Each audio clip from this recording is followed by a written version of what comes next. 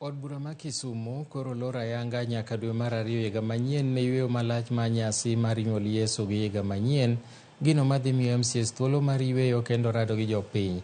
Spika mar Assembly ma Kisumu Elisha Oraro owacho ni MCAs dhi yweyo bang' tich matek nimar kuom higa achiel mokalo gisepodho chike 10 mopogore ma itiyo godo e kaunti no ero e tayo kaunti ma Kisumu.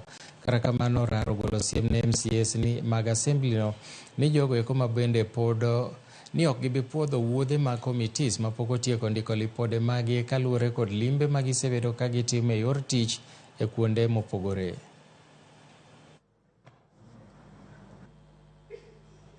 To be here.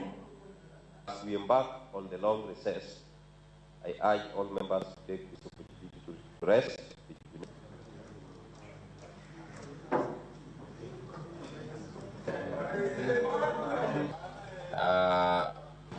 Kang mar ariyo mar Assembly mar adek obedo maber nikech members mag Assembly okadho bills maromo 10 to gi statements kata motions ma ok tin ne 70.